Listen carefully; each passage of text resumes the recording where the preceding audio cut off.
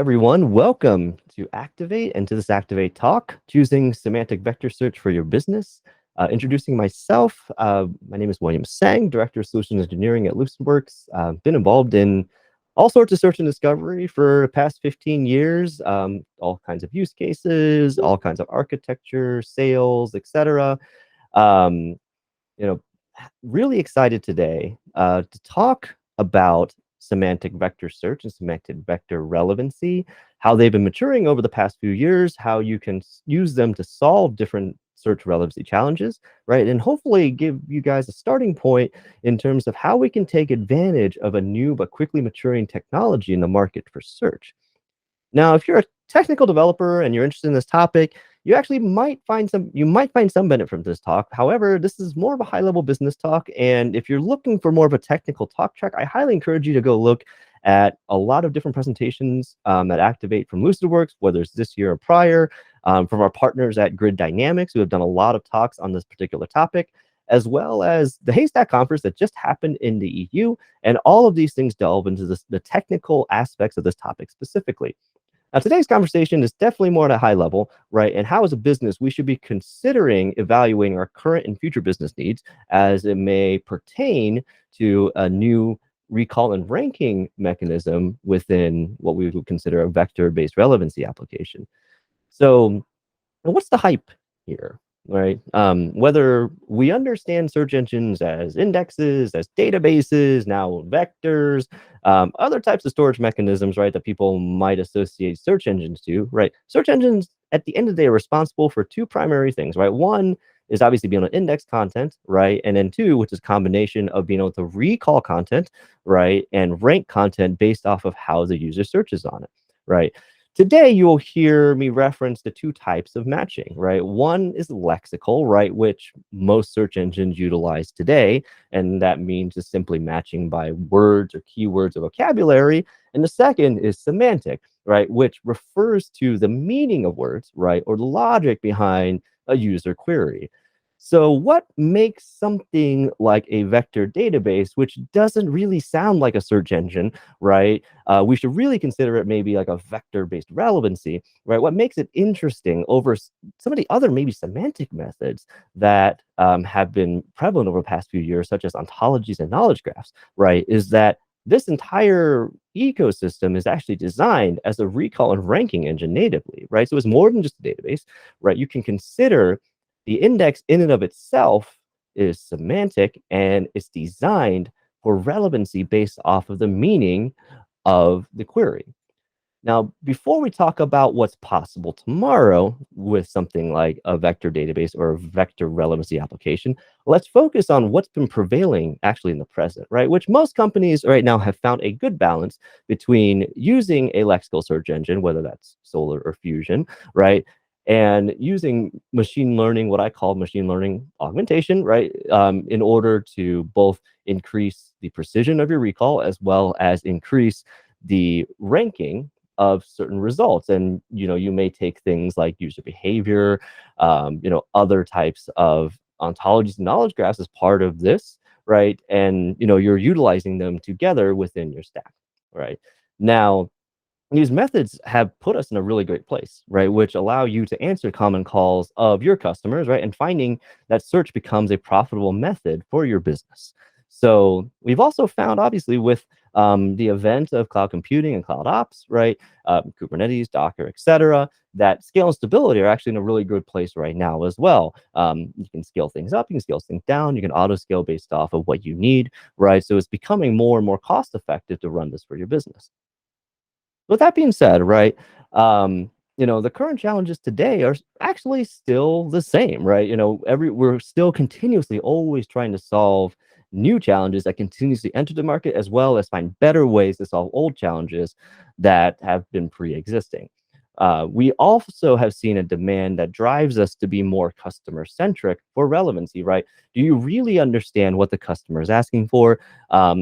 Are customers continuing to be more visual in how they ask for information, how they query, right? Do they query about what they see, for example, right? And as we continue to drive towards futures and the goals of our consumers, right, we find that potentially other modals of data need to be evaluated as well, whether that is bringing things like images or videos, again, visual content, right? And as we're looking at we'll call it a slow rise of augmented reality, visual search, and obviously meta, we find ourselves transitioning into a world where search is highly visual and it can be potentially asked in multiple languages as well.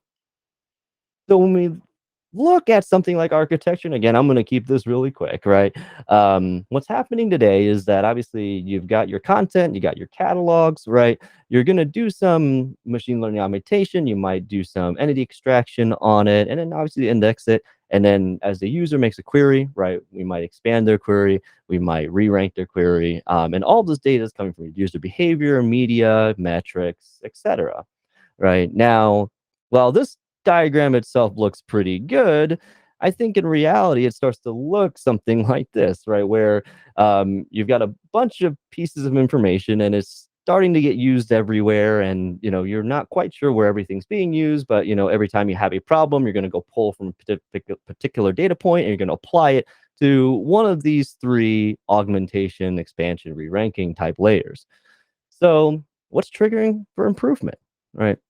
Um, we'll spend the next few slides kind of looking over some of this, right? And I think the big thing right now is that the meaning of the query, right, is actually the largest driving factor in the moment, right? When we're looking at trying to solve other queries that we may not be able to answer for, right, the meaning is usually a big part of that. Now, we'll look at different graphs to show us how we can potentially evaluate our business, see if it's worth doing, right? We're also looking at, as I mentioned, a demand for more forms of data to be evaluated, right? And we want to make sure that we're able to support, things beyond just, even though OCR and image to text are really good technologies to add, right? They don't always capture the meaning behind an image. They're just creating keywords, right? So we want to be able to try to figure out, is there more meaning behind an image, a video, etc., right? That would help us be able to rank content, right? And of course, as you looked at in the previous image, the scale of bolting on more re-ranking models, more machine learning, right? Not that it's a bad thing, right? Adds different types of complexity to your stack, right?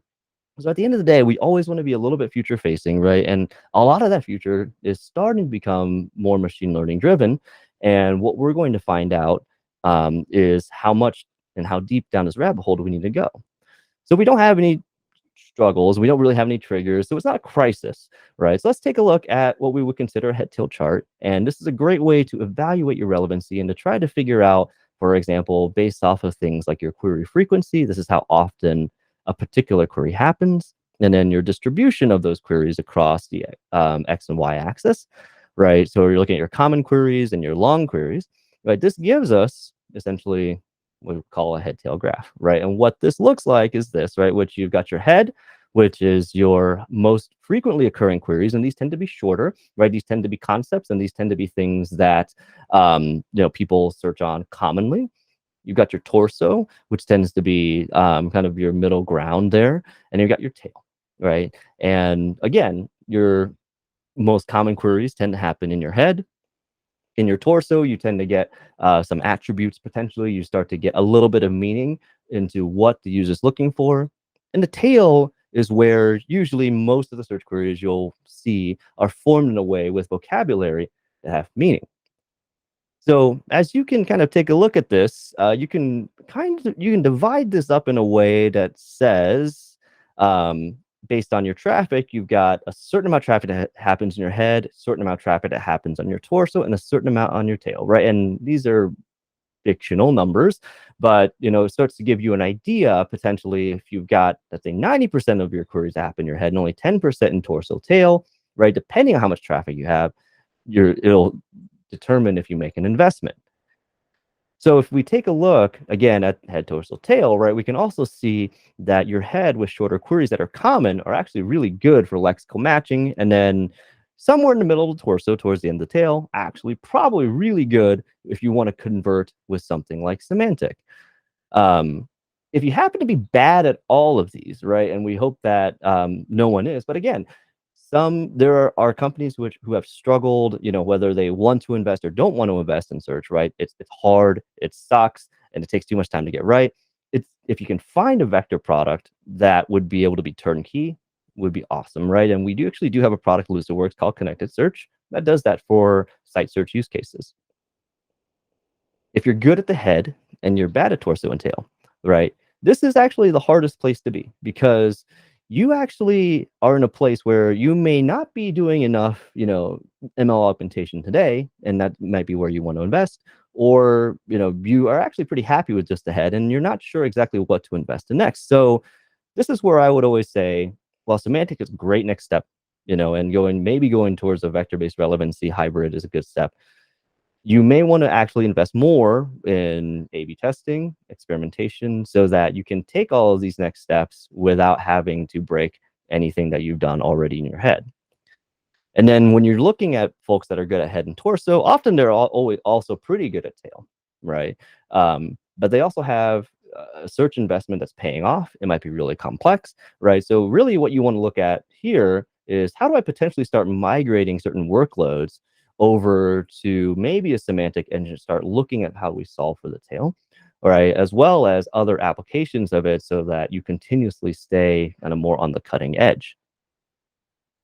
Now, when we kind of look at both lexical and semantic, right, they have their relative strengths within their ecosystem, right? One is really good at matching, the other one's really good at meaning. Both are pretty somewhat good at one another, right? Now, this is where you want to understand, like, you don't want to get super hyped, right? And just say, hey, I want to go all the way into semantic, right? And you also don't want to stay in the present completely, right? Because, we've got this new thing out there, right? That's actually really good at looking at meaning, at doing things like recommendations, right? So what's actually really exciting here is that over the next 5 years, this is going to be a maturing market, right? And the goal here is that you want to start being able to incorporate both within your ecosystem so that you start to create what we call more of a hybrid model and you get the best of both worlds. And when you do that, right, you actually start talking about, both relevancy applications and engines running simultaneously with each other, right? And there's a layer in between here, which there are tons of hybrid scoring calculations that are out there. I'm not going to pretend to understand exactly what they do. You have most likely smarter people within your organization that can talk about that, right? But there's a layer that helps you evaluate the input and output of both, right? And that produces your final result, right? And ideally, a few things happen here when you start to run both is, again, one, you start to figure out are certain workloads better than the other, right? Within the ML augmentation data state, where are certain workloads better, right? And what other things can I do within my business that start to potentially say, hey, like I've got a better place to do a new type of workload that's going to be more personalized, understand the meaning of the query, right? And allows you to begin to build that expertise to understand, what works better for your business. All right.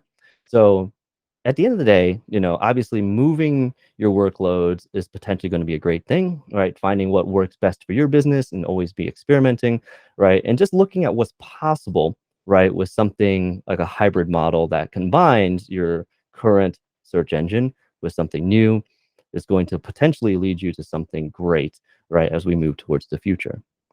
So let's talk about closing thoughts, right? Obviously, figure out where you're lacking, right? Looking at a head-tail graph is just one step. There are many other places where that you can look to be able to figure out what you might be missing. Investigating a future, right, for your business where you can just find more than just text, right? It could just be images and videos, right? This is kind of where the world is going, right? This is where you might be able to find different areas where, whether that's within augmented reality, right? But it's just good to be able to start looking at it, be able to start saying, hey, like I'm thinking about it, and this is probably where we're going to go is a little bit more visual, right? And obviously there's specific use cases if you're not interested in just saying, hey, I want to run two search engines side by side, right? That you can put something like a vector database or a vector-based relevancy into play. One is just solving out for null search results. The other is something like question and answer, where be able to index a lot of different content, right? And they can users can query and find answers to what they're looking for out of that content. A vector relevancy application is great for that, right? And recommendations is a perfect place too, whether you're trying to do in-session personalization, in-session recs, right? Recommendations are a great place to drive that as well. We're kind of wrapping up. Where to start, right? Come ask us about any of these topics. at Lucidworks, right? We're happy to talk about them. On the Solar 9 and Milvus, obviously, if you're a Fusion or Managed Fusion customer, you've probably heard about Solar 9. You probably know you have Milvus.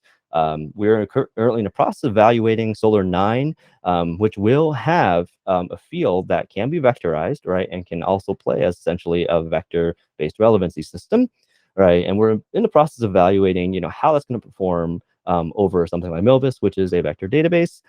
So definitely stay tuned for that, as those things tend to keep rolling out. And obviously, we've got a lot of different solutions and as part of our product that can be used to solve specific problems utilizing vector-based relevancy. And with that, I will close out. Thank you very much. And please enjoy everything that's happening this week at Activate.